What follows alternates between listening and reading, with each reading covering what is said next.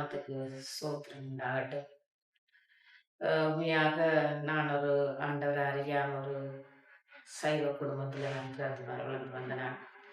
என்னுடைய தகப்பன் தாயாக்கள் பரம்பரையாக அவங்க ஒரு விக்கிரத்தை கும்பிட்டு ஆதரிச்சு அவை காணிகள் கோயிலே கட்டி ஒரு களையாடுகிற ஒரு அப்படி ஒரு இதாக இருந்தார்கள். ஆனால் நான் உண்மையா நானும் அப்படி இருந்த நான் தான் ஒரு காலத்துல ஆண்டரை பத்தி அறியாத நாட்கள்ல தெரியாத நாட்கள்ல ஆண்டுட்டு வசனத்தை அறியாம அப்படி மனம் போற போக்குல வாழ்ந்த காலங்கள் ஒன்று. நான் முந்தைய சைவத்தில் இருக்கக்குள்ள உண்மையா நான் கௌரி காப்பு கட்டியிருக்கிறேன், கந்த வித்தம் பிடிச்சிருக்கிறேன். ஞாயிற்றுக்கிழமைன்னு சொன்னா ஆஞ்சநேயருக்கு 21 மாலை வெத்தலை கட்டி போட்டிருக்கிறேன்.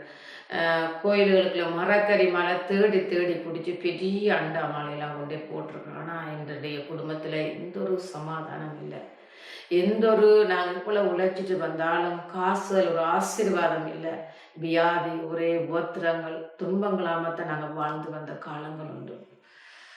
நான் ஆண்டவரை அறியாத நாட்களில் அப்படித்தான் எங்களோட வாழ்க்கை இருந்தது. ஆனால் என்கிட்ட வந்து சௌரங்கள் சொல்லுவாங்க வாங்க ரட்சிக்கப்படுங்கன்னு சொல்லி கேட்கக்குள்ள கூடி நான் போக மாட்டேன். என்னுடைய அந்த வைராக்கியம் விடாது. நான்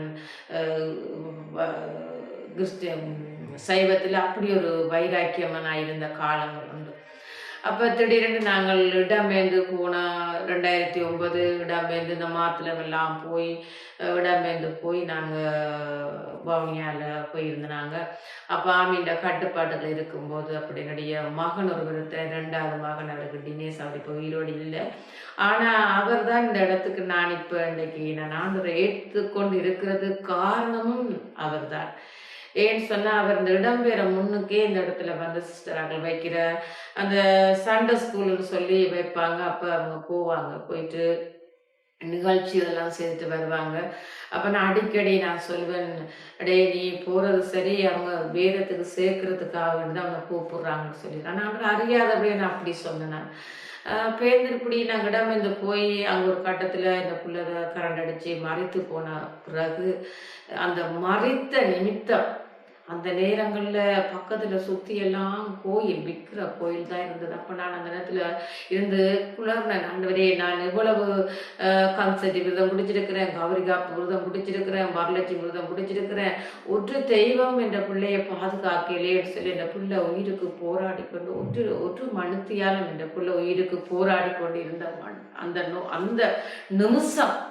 அந்த நிமிஷம் எல்லா கோயில்கள் பக்கத்துலாம் போய் அடிச்சு கத்தி ஒற்று கடவுளுமே அந்த இடத்துல காப்பாத்தையில. ஆனால் எனக்கு ஒரு வைராக்கியம் ஒன்று வந்தது. இது கல், இது உண்மையா இது கடவுள் இல்லை கல். ஏன்னு சொன்னா நாங்கள் கடவுளை கும்பிட்டா கடவுள் எங்கட பதில் உங்கடா கேட்கறதுக்கு அவர் உண்மையா பதிலளிக்கிற கடவுளா இருக்கணும். இது கல் என்று சொல்லி அந்த நிமிஷமே அப்படியே அந்த நிமிஷமே நான் விட்டுட்டு அப்படி இருக்க அந்த துக்கத்தை எனக்கு தாங்க முடியாமல் ஒரு சகோதரி பக்கத்தில் அவ ரட்சிக்கப்பட்டவ. அவள் வந்து அடிக்கடி ஆண்டவர்கிட்ட சத்தியத்தை சொல்லுவா, ஒரு பைபிளை எனக்கு தந்த வாசிக்க சொல்லி. அப்போ நான் அந்த துக்க மூட்டம் அந்த வேதனைகளை ஆற்றுறது எனக்கு அந்த பைபிளில் வசனம் தான் எனக்கு ஆட்டி கொண்டிருந்தது. ஒவ்வொரு கேள்விக்கும் ஒவ்வொரு விடைக்கும் உண்மையா அந்த ஆண்டவர்கிட்ட வசனம் எனக்கு நான் அதை வாசிக்க எனக்குள்ள ஒரு சமாதானம் வந்தது, ஒரு சந்தோஷம் வந்தது. அதுக்கு பிறகு கொஞ்சம் கொஞ்சமா நானும் சேர்ச்சிக்கு விളിக்கடி ஸ்டார்ட்ல நான் போக்குள்ள ஜெபிக்க தெரியாது, எனக்கு கை தட்ட தெரியாது, ஒன்றுமே எனக்கு தெரியாது. நான் போய் இருப்பேன், அவங்க ஜெபிக்கிறத எல்லாம் பார்த்து கொண்டு இருந்துட்டு வேற அவ்வளவுதான் என்னுடைய வேலை. இப்படியே காலம் போக்குள்ள இப்படி இருந்துட்டு பேருந்து நான் ஜெபிக்க கொஞ்சம் ஆண்டவர் எனக்கு கற்றுக் கொடுத்து கொண்டு வந்தேன். பேருந்து நான் அப்படியே பைபிளை வாசிச்சு நான் ஆண்டவருக்குள்ள போய் கொண்டிருக்கல. எனக்கு வீட்டு மூலமாக எனக்கு கொஞ்சம் நெருக்கடி வந்துட்டது. என்னுடைய கணவர் என்னோட எதுக்க வலிக்கிட்டார், என்னுடைய சகோதரங்கள் என்ன எதுக்க வலிக்கிட்டாங்க. நீ பரம்பரையா இருந்த சைவத்திலிருந்து இப்ப நீ கிறிஸ்டின் அவோதான் ஒன்று அந்த சகோதரியோட எல்லாருமே கோமாக வலிக்கிட்டாங்க. அவோதான் என்னை கொண்டாந்து இந்த இடத்துல விட்டான்னு சொல்லி அவோட எதுக்க வலிக்கிட்டாங்க. அப்போ ஆண்டவர் அதுலேயும் அந்த எதிர்ப்புக்கு எல்லாவற்றையும் தாண்டி நான் ஆண்டவர் உண்மையா விடாதபடி என்னை கெட்டியாக, நான் அவர்கிட்ட கருத்தை பிடிக்கல, அவர் என்ற கருத்தை கெட்டியா பிடிச்சிட்டார். அந்த மட்டும் அப்போ குடிக்க நான் ஜெபிக்க இப்படி இருந்தால் பிள்ளைய நான் எல்லாரும் என்ன கேட்பாங்க, சைவத்தில் இருந்தோன்னா பிள்ளைய கொடுத்தோன்னே டக்குன்னு வேதத்துக்கு மாறிட்டேன், வேதத்தில் இருக்கிறதுக்கு மட்டும் ஒன்று நடக்காதான்னு சொல்லி என்ன கேட்டாங்க. அப்போ நான் ஒரே ஒரு வார்த்தை சொன்னேன், எனக்கு 3 பிள்ளையில ஒரு பொட்டு. உண்மையாக நான் சைவத்தில் இருந்த வேதத்தில் இருந்தேன்னா இந்த பிள்ளைய நான் கொடுத்துருக்க மாட்டேன். இந்த சைவ சாத்திரங்கள் எல்லாம் ஆண்டுக்குள்ளே இல்லை என்று சொல்லி நான் அப்படி சொல்லி அதை எனக்கு உண்மையாக தாங்கத்தக்க பலன் ஆண்டவர் தான் எனக்கு தந்தார். அந்த அவங்க கேட்ட கேள்விகளுக்கு எனக்கு பதிலெல்லாம் ஒன்றுமே எனக்கு சொல்லவே இல்லை. அந்த ஆண்டவர் வசனம், அந்த பைபிள் வசனம் வாசிக்க வாசிக்க வாசிக்க வாசிக்க ஆண்டவர் எனக்குள்ளேயே என்னோடு நாளுக்கால் ஆண்டவர் அந்த பேச விழிக்கிறேன். என்ன அறியாமே நான் அதுக்கு பிறகு செபிக்க விழிக்கிட்டேன், சேச்சிக்கு போக விழிக்கிட்டேன். அப்படி நான் மட்டும்தான் செய்து கொண்டேன். நான் பேருந்து அதுக்கு பிறகு ஆண்டவர் ஒப்பு கொடுத்து செபிச்சு, ஆண்டவரே நான் மட்டும் வந்துட்டு அந்த குடும்பத்தோடு நாங்கள் ஞானஸ்தானம் எடுக்கணும்னு சொல்லி ஒரு வைராக்கியமாக நான் அப்படியே ஒரு 10 வருஷம் எனக்கு கடந்துட்டு பேருந்து ஆண்டவர் என்னோட பேச நீ முதலிடுன்னு சொல்லி எனக்கு உணர்த்தி கொண்டு. அப்போ நான் என்ன செய்தேன், நான் எடுத்த ஞானஸ்தானம். நான் ஞானஸ்தானம் எடுத்து அடுத்த வருஷமே என்னுடைய கணவர் ரசிக்கப்பட்டார், அவர் வந்துட்டார். உண்மையா அவர் வேலைக்கு போன நாட்களை விட வைத்தியசாலைக்கு ஹாஸ்பிட்டலுக்கு போன நாட்கள் தான் கூட. அவருக்கு வலி வருத்தம் இருக்குது, அல்சர் இருக்குது, அப்படி கண்ண வருத்தங்கள் அவருக்கு. அப்போ உண்மையா என்றைக்கு அவர் வந்து ஞானசானம் எடுத்து ரட்சிக்கப்பட்டாரோ அந்த வியாதியிலிருந்து அவருக்கு ஒரு விடுதலை ஆண்டவர் கொடு, அதில் ஒரு சுகத்தை கொடுத்தார். அதே போல் என்னுடைய பிள்ளைகள் உண்மையாக அந்த உண்மையான ஆண்டவரை அறிந்தபடியாத்தான் நான் இந்த பாவங்கள் சாபங்கள் எல்லாம் பாவத்திலேருந்து எனக்கு ஒரு ஆண்டவர் விடுதலையை கொடுத்தாரு. நான் அதுக்கு முதல் சற்றியாக வெத்தில போடுறேன்னு சொன்னால் இங்கேருந்து கிளிநொச்சியிலேருந்து யாழ்ப்பாணம் போவேன், போயில வேண்டி கொண்டு வரேன். போயில வேண்டி கொண்டு வந்து ஒரு பக்கம் அப்படியே அதக்கி வச்சுக்கூட சாப்பிட்ற குறவு வெத்தில போடுறதும் கூட.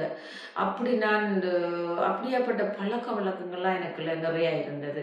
நான் ஆண்டவர் அறிய கொஞ்சம் கொஞ்சமாக அந்த வெத்தில பழக்க வழக்கத்தில் இருந்த ஆண்டவர் நான் ஞானசானம் எடுத்தோன்னு பொட்டெல்லாம் நான் உண்மையாக சேச்சிக்கு வரக்குள்ள நான் பொட்டு வைக்க மாட்டேன், வெளியில் அங்கங்கே போக்குள்ள பொட்டு வச்சு கொண்டு போவேன்.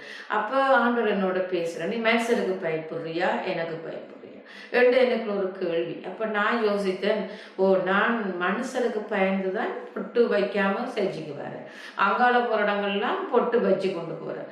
அப்போ நான் யாருக்கு பயப்படுறேன், யாருக்கு பயப்படுறேன்ற என்னையே நான் நான் பரிசோதித்து பார்த்தேன், நான் யாருக்கு நான் உண்மை ஆண்டர் என்ன பார்க்குறேன்.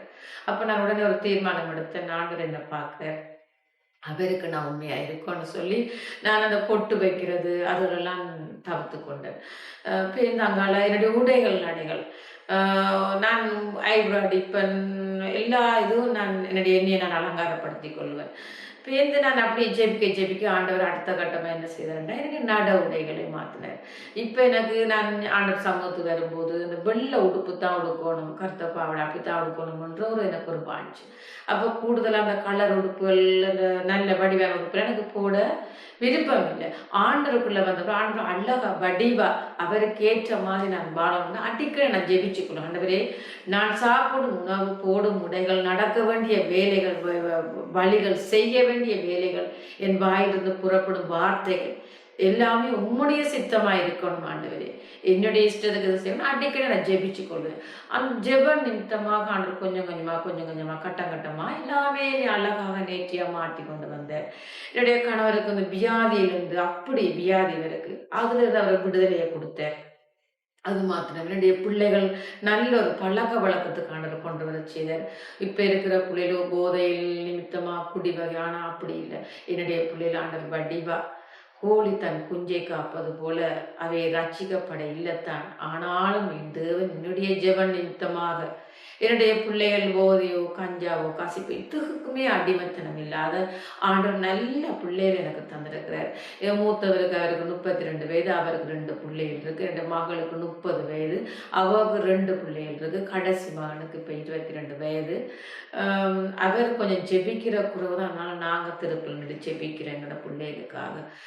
நான் என்ன சொல்லணும்னு சொன்னேன்னா விற்கிறாங்களே எங்களோட ஜனங்கள் என்னன்னு சொன்னா கூடுதலாக நாங்க போய் சொல்லக்குள்ள சத்தியத்தை சொல்ல சி நான் சைவம், நீங்க வேதம் நான் ஏற்றுக்கொள்ள மாட்டேன்னு சொல்றாங்க. ஆனா உண்மையாக நீங்க வந்து நானே விக்கிரத்துல இருந்துதான் இந்த இடத்துக்கு நான் வந்திருக்கிற காரணம் உண்மையா நீங்க ஏசப்பாவை நீங்க நான் ஏற்றுக்கொண்டவன். நீங்களும் ஒவ்வொருத்தரும் இந்த சாட்சியை கேட்கிற ஒவ்வொரு சகோதரன் சகோதரியா இருக்கட்டும், ஒரு வாலிபரா இருக்கட்டும், இல்ல முதியவரா இருக்கட்டும், உண்மையாக இந்த சாட்சியை கேட்கிற ஒவ்வொருத்தரும் ரட்சிக்குள்ள வரணும்னு சொல்லித்தான் நான் உண்மையை அந்த வாங்கியோட இந்த சாட்சியை நான் சொல்றேன். ஏன்னு சொன்னா விக்கிரத்துல வந்து எத்தனையோ பேர் எவ்வளோ பழிகளை செலுத்துறாங்க, எவ்வளோ சேவனை செய்யறாங்க, சூனியம் செய்யறாங்க. ஆனா அவங்க இன்னும் மீள மீள மீள பாவத்தை தான் அவங்க கூடுதலா செய்து கொண்டு இருக்கிறாங்க. கோயில்ல போய் கும்பிடுறாங்க, விரதம் இருக்கிறாங்க, எல்லாம் செய்யறாங்க. ஆனாலும் அவங்களுக்கு அந்த பாவத்துல இருந்து விடுதலை ஆக முடியாது. எத்தனையோ பாவங்கள் அவங்களுக்கு அது நாள் கூட கூட இன்னும் பாவம் அதிகரிச்சு கொண்டுதான் அவங்கள வருது வழிய பாவங்கள் அவங்களால விட முடியும். ஆனா ஏசப்பாவை ஏசப்பாவை ஏற்றுக்கொள்ற பிள்ளைகள் ஒவ்வொரு பிள்ளைகளும் உண்மையாக அவங்க பரிசுத்தப்படுத்தி உண்மையா ஏசப்பா அவர் தான் எப்படி வாழ்ந்தாரோ, அவர் எப்படி இந்த பூமியிலே வந்து எங்களோட பாவங்களுக்காக சிலுவையை சுமந்தாரோ, உண்மையா அவர் இந்த பூமியிலே வந்த சிலுவையை சுமந்து இந்த பாவத்துக்கு அவர் மறைத்து 3ஆம் நாள் பிழைத்திருக்கா விட்டு அந்த இடத்துல பாவ மன்னிப்பே நம்மளோட தேசத்திலே வந்திருக்காது. நாங்களும் ஒரு பாவியா தான் இருந்திருப்போம், நாங்களும் ஒரு பாவப்பட்ட வாழ்க்கையில் தான் வாழ்ந்திருப்போம். ஆனாலும் உண்மையா தகப்பன் உண்மையா அவர் ரட்சிக்கப்ப உண்மையா அவர் மறைத்து 3ஆம் நாள் அவர் ஜீவனோடு இருக்கிறபடியாக அவர் ஏற்றுக்கொண்ட ஒவ்வொரு பிள்ளையில அவர் பாதுகாத்து வச்சிருக்கிறார். யார் யாரு சைவத்தில் இருக்கிற ஒவ்வொருத்தருக்காக நான் வேண்டிக் கொள்றேன்னு சொன்னா இந்த சாட்சி வந்து நான் பொய் சொல்லல, உண்மையா ஜீவனோடு தேவன் எங்களை பார்த்து கொண்டிருக்கிறார். நாங்கள் இதால எங்களுக்கு எதுவும் வருமானு சொல்லி இந்த சாட்சியை நாங்கள் சொல்லல. ஆண்டவர் நாங்க பட்ட நன்மைகள் எங்களை எப்படி ஆண்டவர் வைத்திருக்கிறேன். நான் ஆரம்ப கட்டத்தில் எப்படி ஒரு பாவியாக எப்படி ஒரு நான் விக்கிரத்துல வைராக்கியமா இருந்தேன். ஆனா இப்போ ஒன்றுமே எனக்கு அந்த நேரம் எதுக்குமே இல்லை, எந்த கடவுளும் எனக்கு உதவி செய்யவே இல்லை. அப்படியும் நான் ஒரு கட்டங்கள் நான் வாழ்ந்த காலங்கள் உண்டு. ஆனா ஏசப்பாவை ஏற்றுக்கொண்ட பிறகுதான் நான் ஒவ்வொன்றையும் எனக்கு கற்றுத்தரேன். நீ எப்படி பிறரோட கதைக்கணும், எப்படி பிறருக்கு கொடுக்கணும், பிறருக்கு எப்படி வேண்டணும், எங்களோட பரிசுத்தம், எங்களோட வாழ்க்கையில ஒரு பரிசுத்தம், எங்களோட நட உடையில ஒரு பரிசுத்தம், எங்களோட உணவுகள் ஒரு பரிசுத்தம், மற்றவையோட நான் கதைக்கையோட அப்படி கட்டமாக ஒரு சிறு குழந்தையை நாங்கள் எப்படி வளர்த்து வரோமோ அதே மாதிரி ஆண்டவர் எங்களை அவருக்குள்ள வரக்குள்ள அவர் அப்படி அழகா வளர்த்து வருவார். உண்மையா ஒவ்வொருத்தர் யாரும் யோசிக்காங்க, உண்மையா ஒவ்வொருத்தரும் ரச்சு புரிஞ்சு ஆண்டவர்கிட்ட பெற்றுக்கு பெற சீக்கிரமா இருக்கிறது. ஆனபடியாக ஒவ்வொருத்தருக்கு நாங்க இதை சொல்றோம். என்னன்னு சொன்னா நான் இன்னொரு ஊழியம் நான் செய்யறேன், ஹாஸ்பிட்டல் ஊழியம் நான் செய்யறேன். ஹாஸ்பிட்டல் ஊழியம் நான் பெருசா செய்யற குறவு என்னுடைய குடும்பத்துல நான் வேலைக்கு போறபடியாக நான் ஒரு சின்ன ஒரு சிறிய ஊழியம் அந்த இடத்துல செய்கிறேன். ஞாயிற்றுக்கிழமையில ஒவ்வொரு ஞாயிற்றுக்கிழமையிலும் போய் நானும் என்னோட சகோதரம் இருக்கிறோம் போய் ஒவ்வொரு போட்டாக போய் ஒவ்வொரு ஆத்துமாக்களை சந்தித்து அவங்களுக்கு எங்களோட சத்தியத்தை சொல்லி அவங்க வியாதியை கேட்டு அவங்கள ஜெபிச்சுட்டு அவங்களோட ஃபோன் நம்பர்களை கொண்டு வந்து வேற சொல்லி அப்படி நாங்கள் சொல்லி போட்டு எத்தனையோ பேர் அப்படி வந்திருக்கிறாங்க, அப்படி கேட்டுருக்குறாங்க எங்களோட சத்தியத்தை. அப்படி ஆண்டவர் எங்களை பயன்படுத்துறது உங்களையே பயன்படுத்துவார் நான் விசுவாசிக்கிறேன். யாருமே யோசிக்க ஏன் நான் சைவத்திலிருந்து வேதத்துக்கு போகணும்னு சொல்லி. ஆனால் நீங்கள் ஒருக்கா வந்து பாருங்க, ஒவ்வொருத்தரும் அவற்றை நன்மையை நீங்கள் ஒவ்வொருத்தரும் பெற்றுக்கொள்ளுவீங்க. ஏன்னு சொன்னால் உண்மையாக சைவம் என்று சொல்றதுதான். சைவத்தில் வந்து ஒருத்தர் நல்லா வந்துட்டு அவனுக்கு எத்தனையோ சேவனை செய்து அவனை எப்படியா கெடுக்கணும்னு நினைப்பாங்க. ஒரு மனுஷனை வேதனைப்படத்தக்கத வார்த்தையை சொல்லுவாங்க. ஆனால் கிறிஸ்டியனை ஏசப்பா ஏற்ற பிள்ளைகளுக்கு அப்படி ஒரு வார்த்தை வராது. அவங்க யாரை துக்கப்பட்டு வேதனைப்பட்டு இருந்தாலும் அவங்களுக்கு அந்த உதவி செய்கிற மனப்பான்மை வரும், அவங்களோட குணநடையெல்லாம் மாறும். அவங்க ஆண்டவற்றை பெற்றுக்கொண்ட இந்த நன்மையான காரியங்க அன்புகளை பற்றி மற்றவங்களுக்கு சொல்லத்துக்கு ஒரு மனப்பான்மை அவங்களுக்கு வரும். வருத்தப்பட்டு பாரம் சுமப்பவரை என்னிடம் பாருங்கள் இலைப்பாறுதல் வேண்டும் சொன்ன தேவன் அந்த இடத்துல யார் என்னென்ன வேதனைகள் இருந்தாலும் அந்த இடத்துல உடனே அந்த இடத்துல அந்த சகோதரன் சகோதரி ஒரு ஆண்டவரைக்குள்ள பிள்ளைகள் போய் உடனே அவங்களுக்கு சத்தியத்தை சொல்லி ஒரு சமாதானம் அந்த இடத்துல கிடைக்கத்தக்க செய்வாங்க. உண்மையா நான் இந்த சாட்சி நான் சுருக்கமாக நான் சொல்லி முடிந்த இடத்துல இந்த சாட்சி சொல்றதுக்கும் எனக்கு எந்த தகுதியும் இல்லை. உண்மையா அந்த இந்தியாவிலேருந்து வந்திருக்க இந்த சிஸ்டர் நிமித்தமாக 2 சிஸ்டர் நிமித்தமாகவும் இந்த இடத்துல ஏசப்பா என்னையும் ஒரு சாட்சியா வச்சிருக்கிறபடியாக நான் நன்றியோட ஆண்டவருக்கு நான் அதிகமாக நான் நன்றி செலுத்துகிறேன். நான் உண்மையா ஜெபிக்கு 3 நேரம் ஜெபிப்பேன் தான். இருந்தாலும் நான் வேலைக்கு போகிறபடியா ஜெபங்கள் அந்த ஜெபத்தை நான் விட மாட்டேன். வேலை சில இடத்துல ஓடி நான் கூட்டத்தில் தான் வேலை செய்கிறேன். அந்த இடத்துல நான் ஒரு சும்மா சரி ஒரு வேலை தான் செய்து கொண்டிருக்கிறேன். அந்த வேலை செய்கிற நேரங்களில் கூடி அங்கே ஜெபிக்க சரியான தடை. ஆனாலும் ஆண்டவருக்காக அந்த நேரத்தை எப்படியாவது நான் அந்த சாப்பாடு டைமை சுருக்கி ஆண்டவருக்காக அந்த இடத்துல நின்று பாரப்பட்டு ஒரு 1/2 மணித்தியாலமோ இருந்து ஜெபிச்சு தேசத்துக்காக ஜெபிப்பேன். அந்த அந்த இடத்துல ஜட்ஜ்மாருக்காக ஜெபிப்பேன். நாங்கள் வேத சிறைக்காக ஜெபிப்பேன். தேசத்தில் வீதி விபத்துகளுக்காக ஜெபிப்பேன். அப்படி ஆண்டு கட்டங்கட்டமாக எனக்கு நான் பெரிய படிப்பறிவும் இல்லை. எனக்கு நான் படித்தது 2ஆம் ஆண்டு தான். ஆனால் ஆண்டவர் எனக்கு பைபிளில் நல்ல வடிவாக வாசிக்கத்தக்கதாக ஒவ்வொரு வசனத்தோடு என்ன பேசுவேன். அந்த வசனத்தை நான் தியானிச்சு நான் ஜெபிப்பேன். அப்படி என்ன நடத்துகிற தேவன் உங்களை ஒவ்வொருத்தரும் நடத்துவார். நீங்களும் ஒவ்வொருத்தரும் ஜீசப்பா ஏற்றுக்கொள்ளணும்னு தான் என்னுடைய வாஞ்சை. ஆண்டவருடைய மகிமைக்காக சாட்சியை நான் சொல்லுவேன். ஒவ்வொருத்தரும் இந்த சாட்சியை ஏற்றுக்கணும். ஒவ்வொருத்தரும் ரட்சிப்புகளை வரணுமென்ற என்னுடைய வாஞ்சை.